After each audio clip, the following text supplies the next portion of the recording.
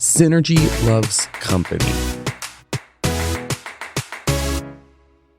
We have this coterie of rich franchises, the company now, that people want to engage with.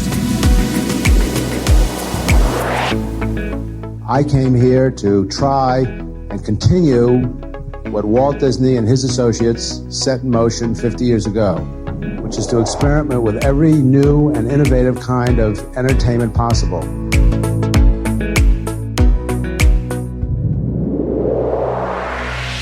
It's what they hope to do here, to really develop something that, it's just more than an entertainment enterprise. It's something that contributes in many other ways.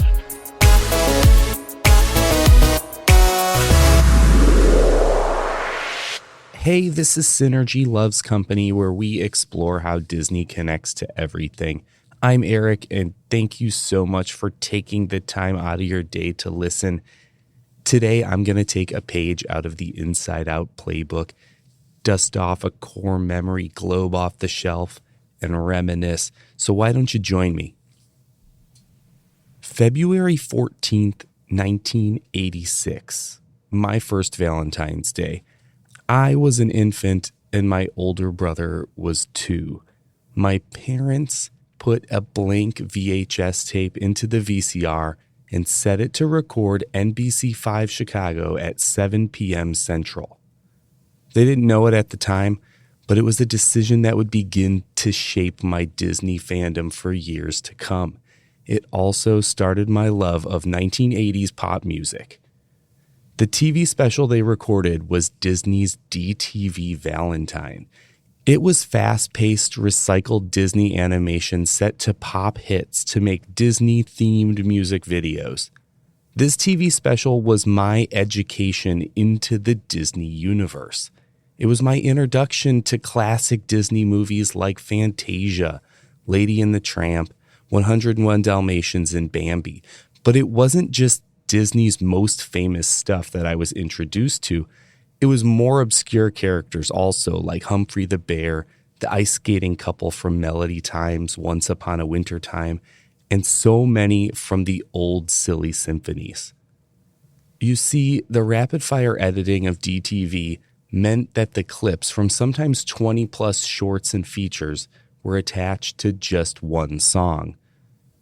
Like Disney character flashcards for my young brain to bank and rediscover later. But there were also the songs. Music is super important to Disney, and if you've been listening to Synergy Loves Company for a while, you probably noticed I've done quite a few music-related episodes. That's because Disney and music have always gone hand in hand. DTV Valentine was my first exposure into pop music like Elvis Presley, Whitney Houston, Huey Lewis and the News, the Stray Cats, Lionel Richie, and the Eurythmics, and that's probably why I love 80s music so much today. For instance, I can still remember as a kid hearing There Must Be an Angel Playing With My Heart by the Eurythmics set to the cherubs and centaurs of Fantasia's Pastoral Symphony. The powerful emotion in Annie Lennox's melodic voice and Dave Stewart's complex synthesizer sequence always stopped me in my tracks, not to mention a harmonica solo by the one and only Stevie Wonder, Chef's Kiss. I still love that song. And as a kid, though I didn't know who made the song, I didn't pay much attention to the artist listing before the video, and I didn't know what a whatever that was. As time went on, I gravitated towards sounds that sounded like this, a good beat, easy to dance to, and tons of synthesizers. Years later, when I knew who the Eurythmics were, I happened upon this song again, and it all came flooding back. The Fantasia cherubs, the centaurs, the nostalgia. I could talk about the Eurythmics all day, but that'll have to wait. Stick around for the end of the show. I'll do just that. But right now, we got to talk about this DTV thing. And to talk about DTV, we really got to talk about MTV. Remember MTV? Music, television. I know it's still on, it's still out there, but it's not what it used to be. Music video after music video. It used to be so great. That's how I spent my summer in the 90s, watching MTV when I didn't have to go to school. When MTV debuted in the early 1980s, it was even more music videos than I remember in the 90s. Cable was a growing disruption to the television industry, and it gave us more options. We weren't beholden to what our local affiliates wanted to show us. We had more to choose from. When MTV started on August 1st, 1981, it had a simple format unlike anything else on TV.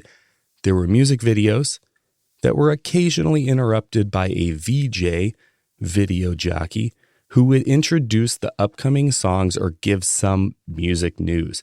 In fact, it was a lot more like radio. And because of this, MTV not only disrupted TV, it also disrupted radio. There were some hit songs that had barely any radio play, but because of their influence on MTV, they hit the Billboard charts. But probably most importantly, MTV tapped the often overlooked trend-setting teenage demographic. As MTV gained popularity, musical artists adapt and started prepping music videos to accompany their upcoming singles. The videos got more and more complex, like little feature films. The best example of this being Michael Jackson's 1983 Thriller video premiere. It was over 15 minutes long, and it had a plot. John Landis directed it, and they made a 45-minute documentary about the making of the video. MTV and music videos were big business, and they were everywhere. It was a pop culture sensation. Other forms of media tried to become more like MTV. TV commercials started incorporating elements of music videos. Remember the California Raisins? By 1984, though, music video was a household phrase, and everyone wanted their MTV. But what was happening in the Disney Company around this time?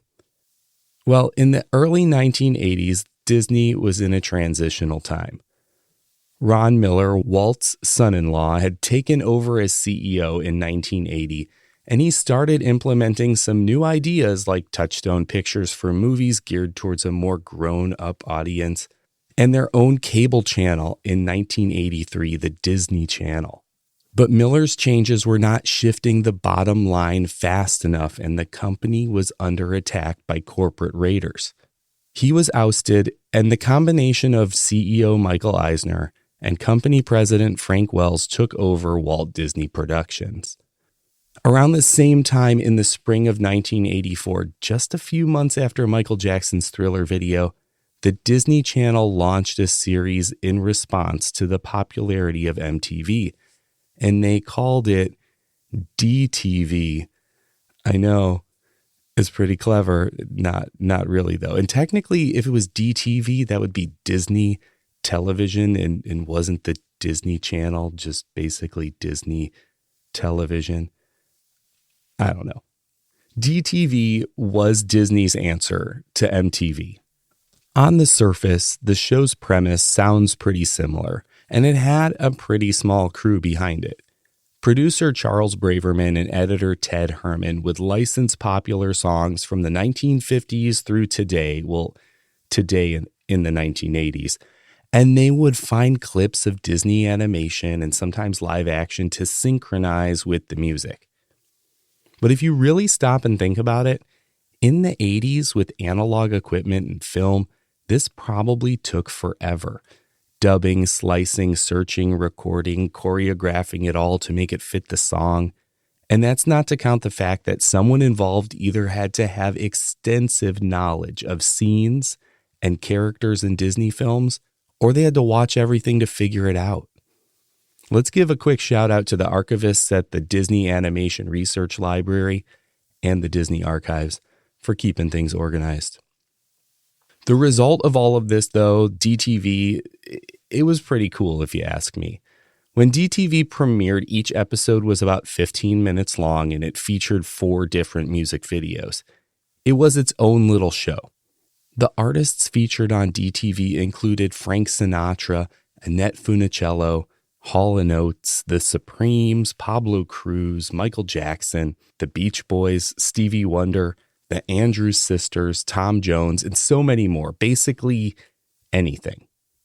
There were also some music videos from Disney projects like Mousercise, Pete's Dragon, and the original Mickey Mouse Club, and of course, songs from animated classics.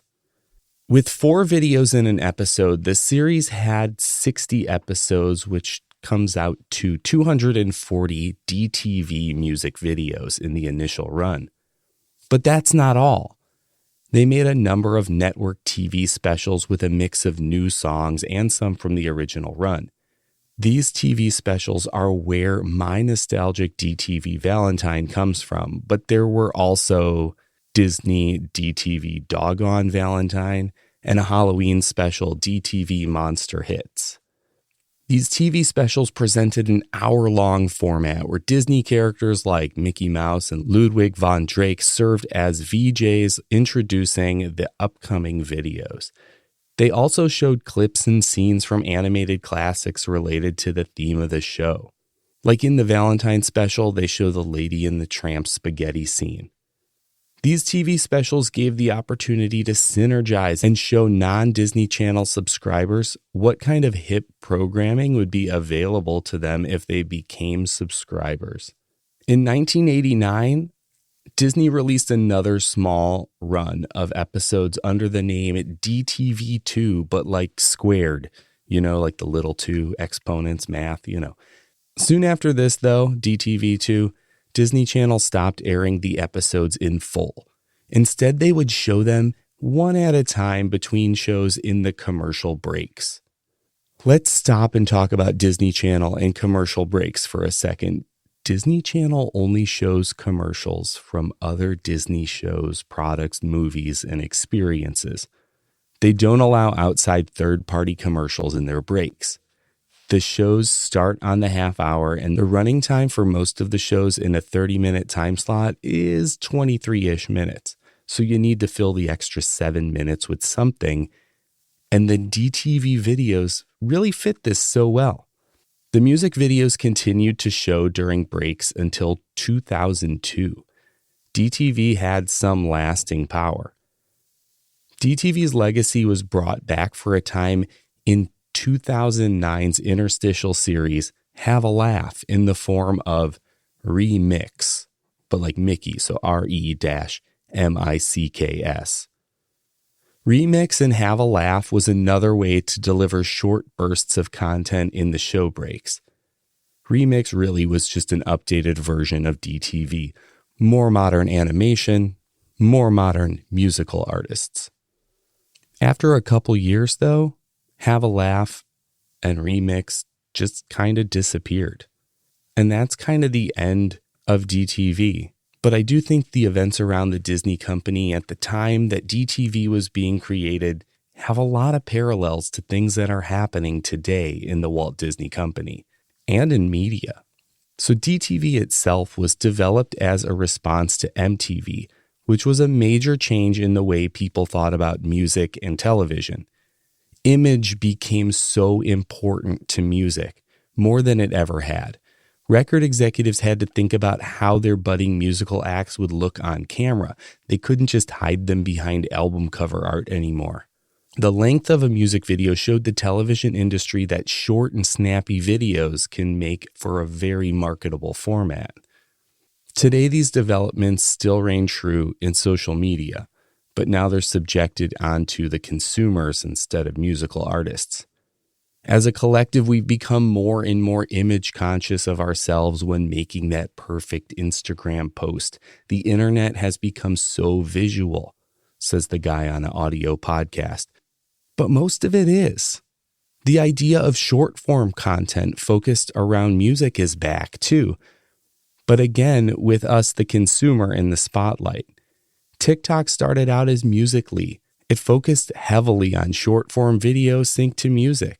And it became the juggernaut that is TikTok today. And then TikTok influenced the whole social media landscape. We got Instagram Reels, YouTube Shorts following suit. Short form social video is here to stay. But we could also look at what's happening with the Walt Disney Company. When DTV launched in the early 1980s, Disney was in a questionable transition period. They were looking to jump onto trends in television and movies. Touchstone and Disney Channel are what they ended up with to try to stay relevant in the changing media landscape. But the company and the board needed a CEO and president like Eisner and Wells who could steer the company in the right direction and do it quickly. People who could take over, who understood the right moves to maximize the appeal of the new Disney products. They needed a shakeup to avoid getting taken over by corporate raiders. You could read all about it in Disney War. It is an excellent book. But right now, the company is kind of in a similar place that they were in the 1980s. I feel kind of like we're in the sequel to Disney War every day when I read the Disney news. Bob Iger has taken back over, but there is still a big question in the air. We have Nelson Peltz trying to take over board seats. There's a lot of people out there who want to break Disney into little pieces because they think it's getting too big and diversified to have just one CEO. Then there's the big question of, if Disney isn't too big to have one CEO, who can take over that job when Iger finally retires? Is there any one person who could actually do it? Now, I would hate for Disney to be broken up into different pieces. I love the company for what it is. That's really one of the big parts of this show, is just all those little pieces that make up the one Disney company and exploring how they're all connected to the outside. But these questions are always looming. Another parallel is Disney recently took on some changes to adapt to the current trends and stay relevant in the media landscape. There are ever-evolving changes to keep Disney Plus relevant and try to make it profitable. But just like the DTV specials on network TV that were meant to drive subscribers to the Disney Channel, Disney has also periodically broadcast some Disney Plus content to drive subscribers to the streaming service. And there was just last week Disney's investment in Epic Games, a trending industry leader with Fortnite as their cornerstone. Disney hopes this is going to give them that credibility in that ever-growing and elusive to Disney video game space. Disney has tried to get into gaming time and time again and haven't quite hit the mark. So this might be the thing that takes advantage of video gaming in the right way. We'll just have to wait and see what happens with the company. But we could always look back to that time in Disney history and see what had happened back then. So there you have it, a pretty short story about DTV, something that's very special to me and its connections to MTV. And before I wrap up the show, let's get back to that Eurythmics conversation. I told you I was going to talk about them later. So this is a slight non-Disney rant, but I'm going for it. In the 1980s, there were all of these great synth pop duos. It's pretty much my favorite genre of music. At this time, the cost of synthesizers was going down. They were becoming more affordable. And with drum machines, sequencers, and synth programming, it was possible for just two people to create some pretty complex dance music. A lot of them had one member performing the music while a powerhouse vocalist sings circles around the songs. We got groups like Wham, Erasure, Yaz or Yazoo, depending on where you're from, the Pet Shop Boys, Soft Cell, Orchestral Maneuvers in the Dark or OMD, Tears for Fears, and of course, the Eurythmics. The Eurythmics, Dave Stewart and Annie Lennox, were both talented musicians and talented songwriters on their own, but together they could create magic with a focus on emotions. There you go. I told you we were doing some Inside Out today. So you need to listen to these two songs to get the range of the Eurythmics' emotion-tapped synth pop genius.